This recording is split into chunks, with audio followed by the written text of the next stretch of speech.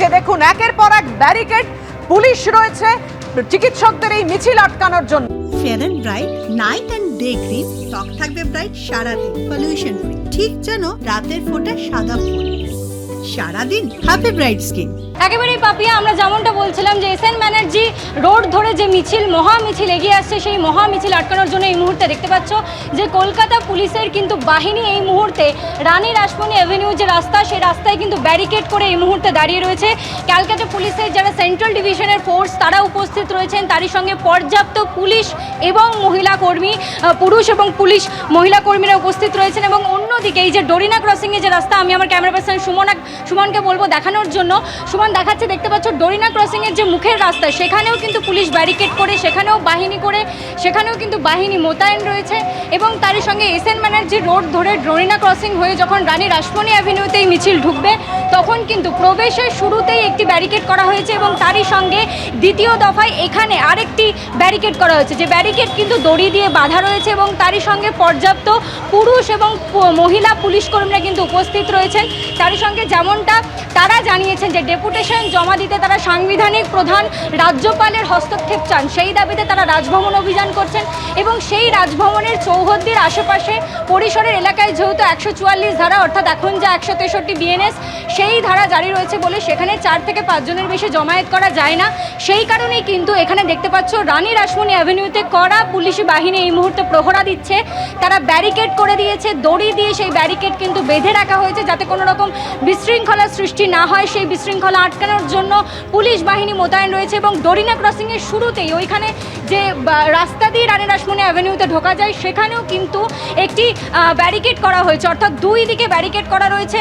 অন্যদিকে ডান দিকে যে বিজেপির ধর্না চলছে সেখানেও কিন্তু পর্যাপ্ত পুলিশ উপস্থিত রয়েছে। এবং তারই সঙ্গে এসএন ব্যানার্জি রোড থেকে ডোরিনা ক্রসিং হয়ে যে রাসমণি অ্যাভিনিউ আসার যে রাস্তা, সেই রাস্তাতেও কিন্তু পুলিশ কিন্তু বাহিনী মোতায়েন করে রেখেছে। এবং কড়া পুলিশি প্রহরা এই মুহূর্তে মহামিছিলে যাতে কোনো রকম বিশৃঙ্খলা সৃষ্টি না হয় এবং কোনো বিশৃঙ্খলা সৃষ্টি হলে তা আটকানোর জন্য কিন্তু পর্যাপ্ত পুলিশ এই মুহূর্তে উপস্থিত। একদম কলকাতা পুলিশের যারা সেন্ট্রাল ডিভিশনের বাহিনী তারা এবং তারই সঙ্গে পর্যাপ্ত মহিলা এবং পুরুষের যে বাহিনী সেই পুলিশ বাহিনী কিন্তু এখানে দাঁড়িয়ে রয়েছে। দেখতেই পাচ্ছ মহা মিছিলে যাতে কোনো রকম বিশৃঙ্খলা না হয়, রাজভবনের উদ্দেশ্যে যাতে মিছিল এগিয়ে যেতে না পারে তার জন্যই কিন্তু এখানে ব্যারিকেড করে দেওয়া হয়েছে এবং সেই ব্যারিকেড দড়ি দিয়ে পর্যন্ত বাঁধা রয়েছে।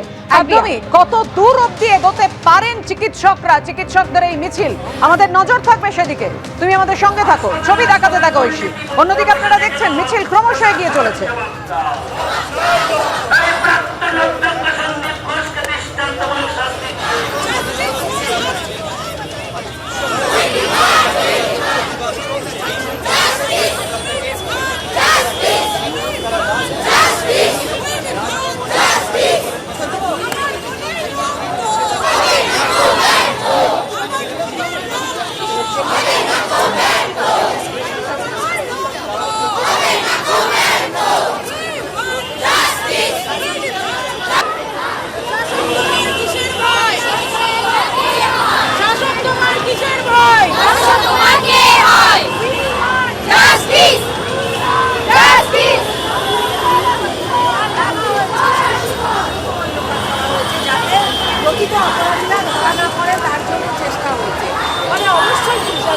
এই মিছিল থেকে রয়েছেন আমাদের প্রতিনিধি রুমা পাল। রুমা, কত দূর এগোলো মিছিল? বারবার মিছিল থেকে এই ধ্বনি শোনা যাচ্ছে যে শাসক তোমার কিসের ভয়, দোষী তোমার কে হয়?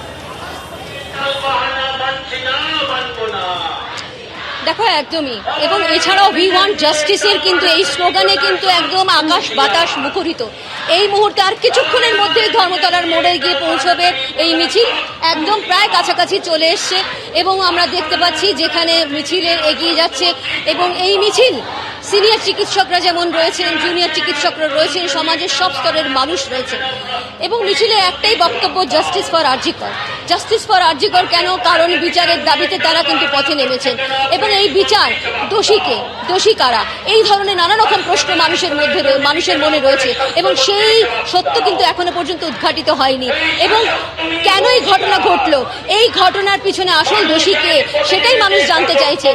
সিবিআই সমস্ত কেস করলেও সেই মামলা কিন্তু আর্থিক দুর্নীতির মামলা চলছে। সেক্ষেত্রে কিন্তু রেপ এবং মার্ডার কেসে কারা জড়িত, কেন জড়িত, কিভাবে এই ঘটনা ঘটলো সেটা মানুষ জানতে চাইছে, বিচার চাইছে মানুষ। এবং সেই কারণেই কিন্তু আজকে এই মিছিল, এবং এই মিছিল এনআরএস হাসপাতালের বাইরে থেকে একদম মিছিল শুরু হয়েছে এবং সেই মিছিল এসএন ব্যানার্জি রোড হয়ে আর কিছুক্ষণের মধ্যেই, যেহেতু মিছিল বড় এবং ধীরে ধীরে এগোচ্ছে, এবং সেই কারণে এই মিছিল একদম ধর্মতলার মোড়ে যাচ্ছে।